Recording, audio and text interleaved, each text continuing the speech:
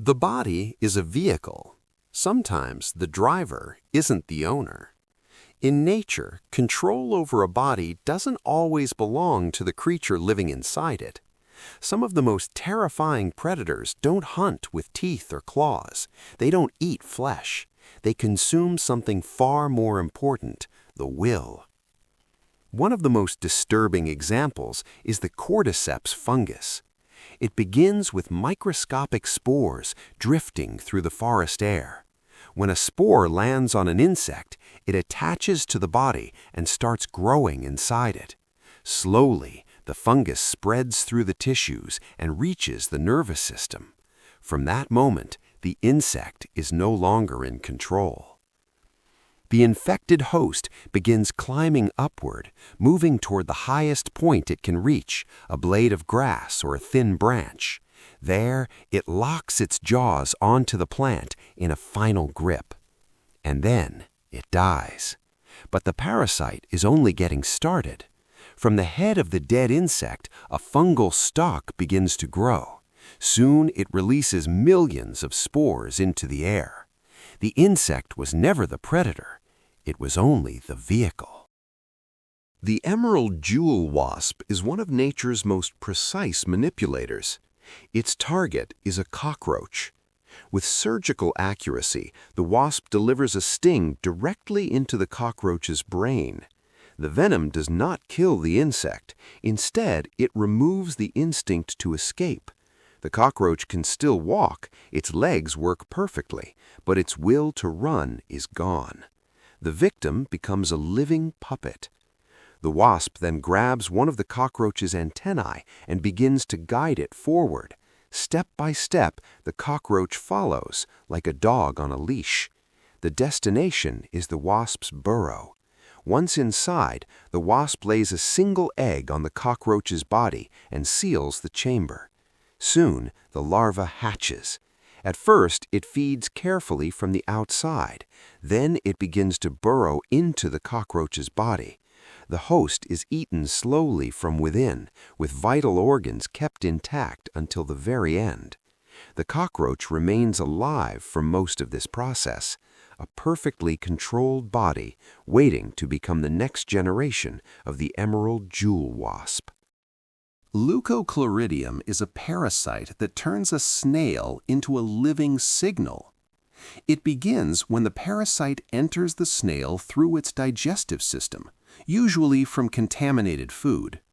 Once inside, the larvae travel through the body until they reach the snail's eye stalks.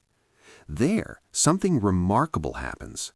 The eye stalks begin to swell and fill with the parasite's growing brood.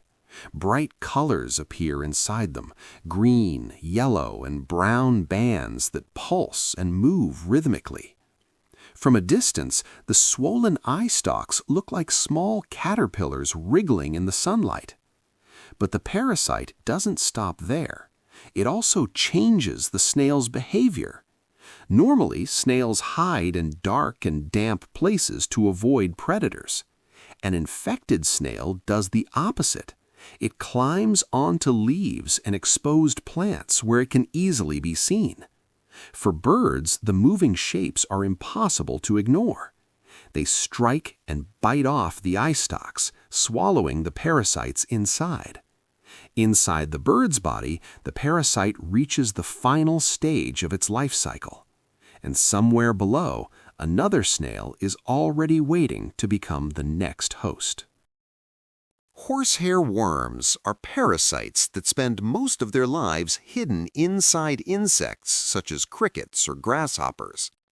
The infection begins when a young worm enters the insect's body. Inside the host, it grows slowly, feeding on nutrients while the insect continues living almost normally. For weeks, sometimes even months, the cricket shows almost no signs of infection. But everything changes when the parasite reaches maturity. At that moment, the worm needs water to reproduce, so it sends a final command to its host. The cricket suddenly changes its behavior and begins searching for water. It walks toward a pond, a puddle, or the edge of a stream. Then, without hesitation, it jumps in. The insect cannot swim and quickly drowns. Only then does the parasite reveal itself. From the body of the dead cricket, a long, thread-like worm slowly emerges and enters the water.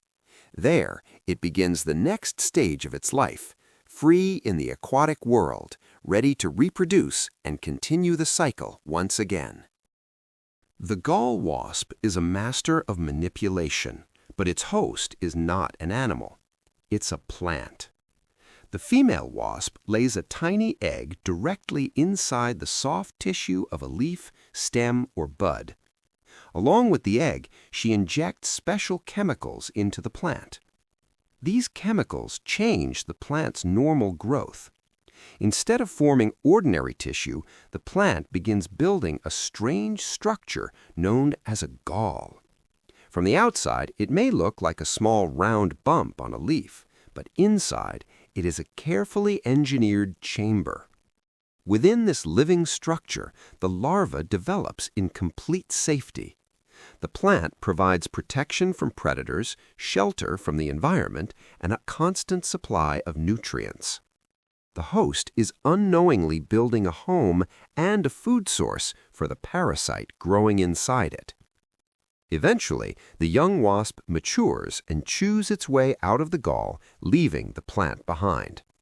So who truly rules this world? In the wild, the smallest minds often pull the largest strings. Thank you for watching. Subscribe for more.